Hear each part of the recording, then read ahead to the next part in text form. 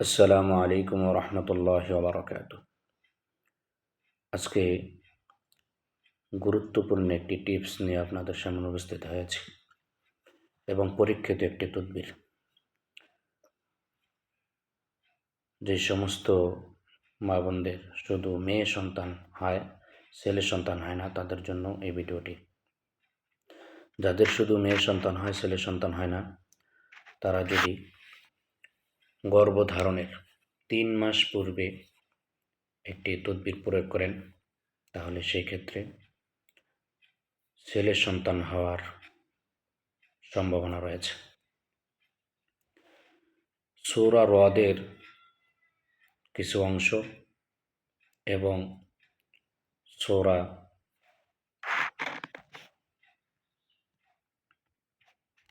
মারইয়ামের 8 নম্বর আয়াত, সূরা রদের 7 নম্বর আয়াতের কিছু অংশ এবং সূরা মারইয়ামের 8 নম্বর আয়াতের কিছু অংশ যদি হরিণের চামড়ার ভিতরে লেখে অথবা ছাগলের চামড়ার ভিতরে লেখে যদি এটা শরীরে কোমরে ধারণ করতে পারে, তাহলে সেক্ষেত্রে ছেলে সন্তান হওয়ার সম্ভাবনা রয়েছে। এটা পরীক্ষিত একটি আমল।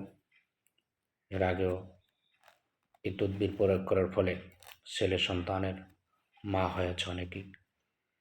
এই জন্য আমরা এই তদবিরটি প্রয়োগ করতে পারি। তো আয়াতটি আমি তিলাওয়াত করে শোনাচ্ছি। আউযু বিল্লাহি মিনাশ শাইতানির রাজিম। বিসমিল্লাহির রহমানির রহিম। الله يعلم ما تحمل كل أنثى وما تغيض الأرحام وما تزداد وكل شيء عنده بمقدار عالم الغيب والشهادة الكبير المتعال. يا زكريا إنا نبشرك بغلام اسمه يحيى لم نجعل له من قبل سميا بحق مريم وعيسى ابنا صالحا طويل العمر بحق محمد وآله। শেষে এই শব্দগুলো লিখে দিতে হবে। তো সহজের জন্য আমি দুইটি আয়াত এবং সাথে একটি দোয়া যোগ করে আপনাদেরকে তিলাওয়াত করে শোনাচ্ছি।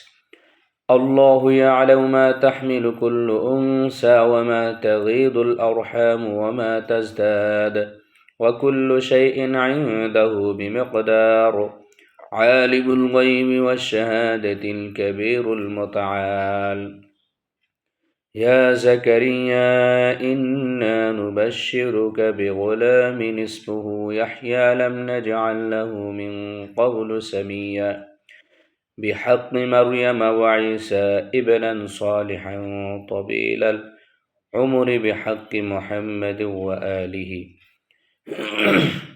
এটা যদি ছাগলের চামড়া অথবা হরিণের পাতলা চামড়ার উপর লিখে যদি গর্ভধারণের সহবাসে 3 মাস পূর্বে যদি এটা ধারণ করতে পারে, ব্যবহার করতে পারে, তাহলে ইনশাল্লাহ ছেলে সন্তানের মা হওয়া সম্ভব। তো আমাদের ভিডিওটি শেয়ার করে দিবেন, সাবস্ক্রাইব করবেন, আমাদের চ্যানেলটি ফলো করে দিবেন এবং আমাদের ইউটিউব চ্যানেলটি সাবস্ক্রাইব করবেন, লাইক করবেন, কমেন্ট করবেন। সকলকে ধন্যবাদ। আসসালামু আলাইকুম রহমতুল্লাহ।